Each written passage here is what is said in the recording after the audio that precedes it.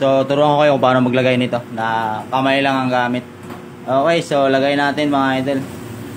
So, bago kayo maglagay ng valve seal, lagay nyo muna yung washer. Apat yan, apat.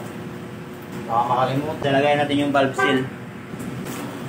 So, ang valve seal naman, ang NS200, pare-pareho lang. Lahat ng Kawasaki na browser. 180, 220, 200, RS, 135, 150, 160. So, pare-pareho lang lahat ng valve seal. Yan. Lagay natin yung valve seal. Ganyan yan, palagay ng valve seal. Tusok-tusok nyo lang yan. Okay, so lagay natin. Pak. Yun. So, yun. Nilagay na natin yung valve seal. Ngayon, lalagay natin yung valve spring. Gamit na naman tayo ng matigas na kamay dito, mga idol. Spring. Tapos yung valve lock. Right. Kaya natin kung kaya pa natin kasi matagal na tayong hindi nakapag-TNT nito. Na kamay lang ang gamit. Yun o. Lambot lang pala. Kala ko ay papahirapan tayo. Yan. Okay, spring.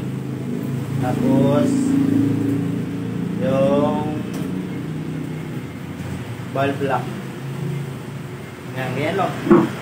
Din lang. Yun o.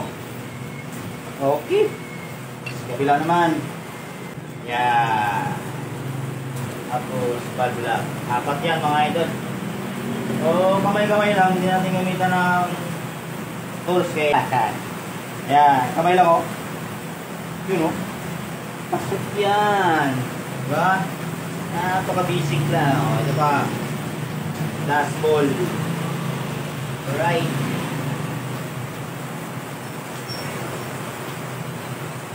Ayan lang yan. Yung iba, matigas talaga, pero ito, matigas din. Ayan na. Ayos na. So, nilagay natin yung ano niya, valve. Tapos, lalagay naman natin ngayon mga idol, yung camshaft at saka rocker arm. Right? So, lagay natin yung camshaft. So, sa cam naman, ganito lang, pasok mo lang siya. So, ganyan. Camshaft. Yan, pasok yan. Tapos may circuit yan. Yan. Yun lang yung step by step para may idea kayo. Ayan o, ganyan lang o. Yan, pasok nyo lang. Tapos diin nyo. Yan. Tapos ikot kunti para tumapa. Ayan. Pasok na. Okay. So sa paglagay naman ng rocker arm mga idol, meron niyang mga washer, yung tatlo, meron niyang baluktot na isa. So ang baluktot na isa, itong dalawa naman, tatlo yan eh. So itong flat lang siya, kabilaan. Itong may baluktot mga idol, ilagay niyo siya sa gitna. Okay? Sa gitna. Tapos sa paglagay ngayon yan dito, pag tumapat na siya nakadikit dito banda, ibig sabihin dito kayo magwawasher. Pag nakatapat na yung barbula na dito siya banda, ang may awang, ibig sabihin dito yung may lalagay mo yung washer. So dito kung dinikit yung ano niya, rocker arm niya, so doon tumapat yung top screw at saka yung barbula, dapat dito ka magwa-washer. Okay, so lagay natin ang washer. Sana malinaw para yung iba may alam din, kasi yung iba nito hindi na binabalik yung washer na to. So mahirap pag walang washer na to mga idol, mag likitik-likitik yan. Likitik-likitik ang tunog niyan mga idol. Likitik-likitik. Okay. So, lagay natin yung washer. Yan. Yan. So, tulak nyo na. Pasok na. So, ang ibig sabihin ko dun mga idol, ayan o. Nakikita nyo yan?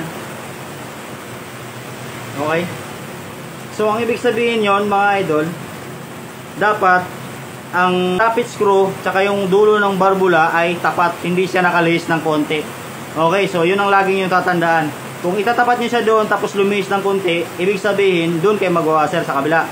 Kung tinapat mo siya dito na nakatapat na yung barbula at saka tappet screw, dito kayo magwawasher. So hanapin nyo lang siya. Yung iba kasi itong head na itong NS200 RS, NS200 DPI. Okay, so ito kasi carburetor. Yan, so ganun sa kabila. So igitna nyo rin itong baluktot na isa. Yan, yung may pakurba na washer. Sa gitna niyan palagi, sa dalawang flat lang. Ayan. So ilagay natin.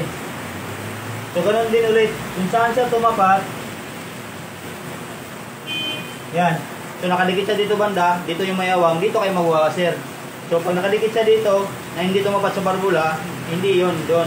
Dapat dito. Okay, so lagay natin ha. Para hindi tayo magkamali mga idol, kasi yung iba nito mga idol, hindi na binabalik. Dapat binabalik, kung ano yung makalagay sa motor, yun dapat yung ilalagay natin. Hindi pwede na wala tayong ibabalik, kasi pagka umandar yan, sigurabit. Lagatukin, maglagatukin yan. Ayan o, kita nyo na. Basta pag nagtapat yung tappet screw na yan, dalawang yan, na hindi siya nakalihis, ibig sabihin, okay na yon. Okay, so yun lang mga idol. Maraming salamat at sana may natutunan naman tayo. Okay, tapos yung stopper na. Ayan o. Stopper naman pag ganyan lang yan. Ito yung stopper ng pin ng rocker arm. Ayan. Tapos lagay nyo yung top screw. Okay. So yun lang mga idol. Maraming salamat.